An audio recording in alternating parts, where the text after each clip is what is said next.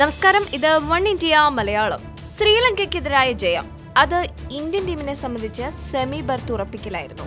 എന്നാൽ അപ്രതീക്ഷിതമായി ഇന്ത്യ തോൽവി ഏറ്റുവാങ്ങി, അതും 7 വിക്കറ്റിന്റെ കനത്ത തോൽവി. ഇന്ത്യൻ ടീമിന്റെ തോൽവിയെക്കുറിച്ചുള്ള ചൂടുള്ള ചർച്ചകളാണ് ഇപ്പോൾ ക്രിക്കറ്റ് ലോകത്ത് സജീവം. 321 റൺസ് എന്ന താരതമ്യേന വലിയ വിജയലക്ഷ്യം ലങ്കയ്ക്ക് മുന്നിൽ ഉയർത്തിയിട്ടും ഇന്ത്യക്ക് തോൽക്കാനായിരുന്നു വിധി. എവിടെയാണ് ഇന്ത്യൻ ടീമിന് പിഴച്ചതെന്ന് നോക്കാം. ചാമ്പ്യൻസ് ട്രോഫിക്ക് മുന്നോടിയായി നടന്ന 2 സന്നാഹ മത്സരങ്ങളിലും ഇന്ത്യ തകർപ്പൻ ജയം നേടിയിരുന്നു. അവിടെ എടുത്തു പറയേണ്ട ഒരു കാര്യമുണ്ടായിരുന്നു: ഇന്ത്യൻ ബൌളർമാരുടെ മികച്ച പ്രകടനം. ഒരു കാലത്ത് ഇന്ത്യൻ ടീമിനെ സംബന്ധിച്ച ഏറ്റവും വലിയ വെല്ലുവിളി പേസ് ബൌളിംഗ് ആയിരുന്നു.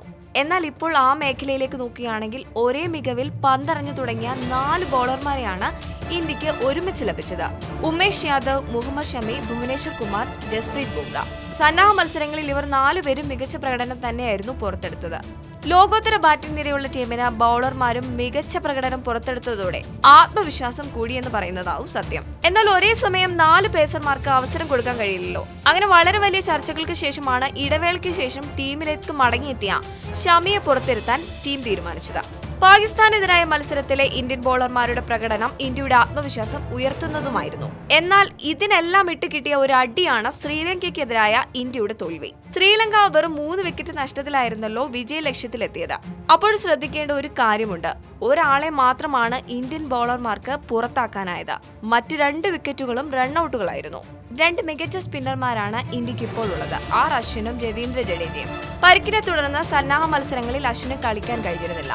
ഫിറ്റ്നസ് വീണ്ടെടുത്തുവെങ്കിലും ബാറ്റിംഗിലും ഫീൽഡിംഗിലും അശ്വിനേക്കാൾ മുന്നിൽ നിൽക്കുന്ന ജഡേജയെ ടീമിലെടുക്കാനായിരുന്നു ഇന്ത്യ തീരുമാനിച്ചത്. ആ തീരുമാനം ശരിയായിരുന്നുവെന്ന് പാകിസ്ഥാനെതിരായ മത്സരത്തിൽ നമുക്ക് തോന്നുകയും ചെയ്തു. കാരണം ഷോയിബ് മാലിക്കിനെ എറിഞ്ഞു വീഴ്ത്തിയ മികച്ച ത്രോയും പിന്നെ ഭേദപ്പെട്ട ബൌളിംഗും. പക്ഷേ ശ്രീലങ്കയ്ക്കെതിരെ ജഡേജയുടെ ബൌളിംഗ് കണ്ട ഇന്ത്യൻ ആരാധകരിൽ ഒരാളുപോലും തലയ്ക്ക് കൈവയ്ക്കാതിരുന്നിട്ടുണ്ടാകില്ല. കാരണം 6 ഓവറിൽ അദ്ദേഹം വഴങ്ങിയത് 52 റൺസാണ്.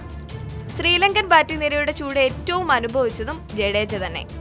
നിർണായക ഘട്ടങ്ങളിൽ ബാറ്റുകൊണ്ടും ബോൾ കൊണ്ടും ടീമിന് മുതൽക്കൂട്ടാകാറുള്ള താരമാണ് ഹാർദിക് പാണ്ഡ്യ.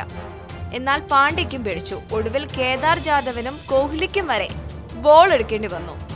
ഹാർദിക് പാണ്ഡ്യയും ജഡേജയും ചേർന്ന് മാത്രം 103 റൺസാണ് വഴങ്ങിയത്. ഈ സാഹചര്യത്തിലാണ് ഒരു ചോദ്യം ഉയരുന്നത്: ഒരുപക്ഷെ ജഡേജയേക്കാൾ പരിചയസമ്പന്നനായ അശ്വിന് ശ്രീലങ്കൻ നിരയെ പിടിച്ചുകെട്ടാൻ കഴിഞ്ഞേനെ എന്ന് പല കോണുകളിൽ നിന്നും വിലയിരുത്തലുണ്ടായി. എന്തായാലും ഞായറാഴ്ച നടക്കുന്ന ദക്ഷിണാഫ്രിക്കയ്ക്കെതിരായ നിർണായക മത്സരത്തിൽ അശ്വിൻ ടീമിലേക്ക് മടങ്ങിയെത്തുമെന്ന് തന്നെയാണ് ഇപ്പോൾ ആരാധകർ പ്രതീക്ഷിക്കുന്നത്.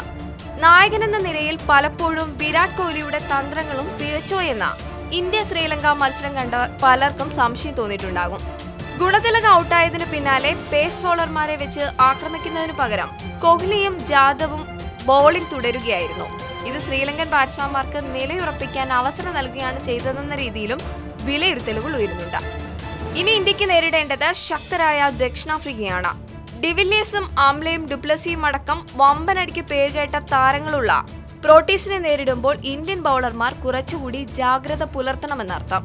ഈ റിപ്പോർട്ടിനോട് നിങ്ങൾക്കും പ്രതികരിക്കാവുന്നതാണ് കമന്റിലൂടെ. വാർത്ത ഇഷ്ടമായെങ്കിൽ share it, like it and subscribe to one India Malayalam.